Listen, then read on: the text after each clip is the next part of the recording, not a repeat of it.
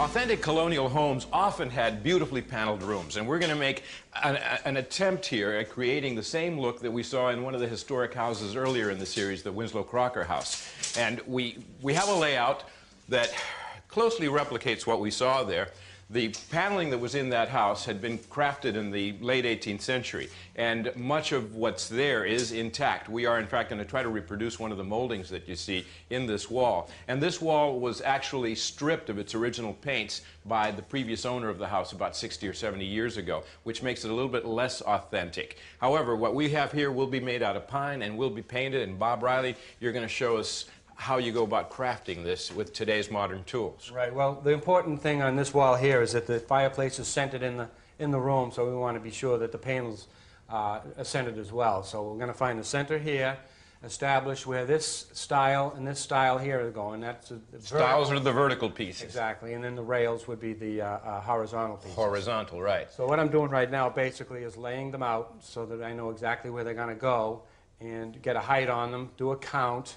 And once I've got all that, we'll just start fabricating the pieces and then bring them back and put them in place. Exactly, because even though we have the design here to look at, we don't have all the dimensions. The dimensions are something you really want to take in the field, in the room. This is a guideline for us. Right, exactly. And let's look at the parts, because you've got a little mock-up right here on the floor. Right, well, that's the panel. Of the raised panel, and you can see the profile of the raised panel right there. And then, of course, the stiles and the rails hold it. This would be the stile here. The panel will go in there. Right. Yeah, and a rail will go down below. This is the same technique that's used in creating cabinet doors for kitchen cabinets and the like. And let's put it on the bench so we can look more closely at the individual pieces and how you get them. Okay, this is the grooves cut here, and basically what you do is have this bit would sit in here. And that makes that groove into the wood. Right. And when that's running, there are some basics to keep in mind in terms of the direction of the wood. Basically, oh yeah, you want to have this wood here running. This would be the first one you want to cut, which is the stile, and you just run them all through at one time because you've got another bit that you're going to switch over to. Once you've got all of the stiles cut, then you change your bits. You go into this one here, and then this will cut all of the rail stock for you. The rail stock, exactly. And when you're doing the rail stock and the stile stock, you want to do them all in unison so that you've got all the different pieces that you're going to be requiring for the whole wall. Do them all at one time. Right. Let's lay it out. Which goes first? Okay, let's see. This one here, the top one goes right next to the left of the fireplace. And this one here goes next. Okay, this one here is the first one we want to get up. Everything above this blue line is not going to be seen because that's where our crown molding is coming right to there. Have you pre-marked where the studs are located? Yep.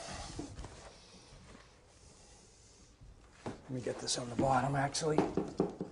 What size nails are you using? These are 6-penny finish nails.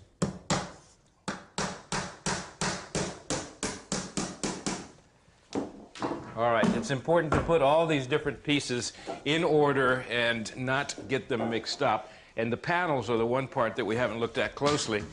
Panels involve putting together different boards of different sizes to create the widths that we want to use to create the design that's going into the room. We've got 3 boards that have been glued and clamped together and then planed down and run through the router shaper table to get this beveled edge. Right, but when it goes through the table, it's going to go through in 3 passes because you're taking out so much meat.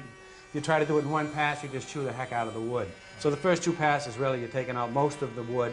The final pass, all you're doing is taking off about a 1/16, and that's what really cleans it up, gives us a nice sharp edge. Now, Bob, you've got the bottom rail in place. Right. And this is all dry fitting that we're doing now. The whole wall should be dry fit, right? Dry fit, right. Then we could take it down and put the pieces together with some glue.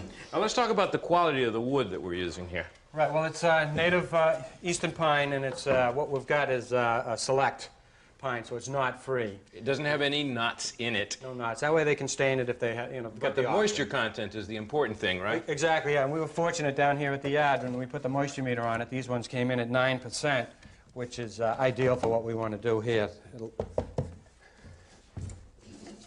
Now, do you want to put a little... We're using 6-penny nails just to tack them in place. Yeah, we just want to hold it up for now. We really just want to make sure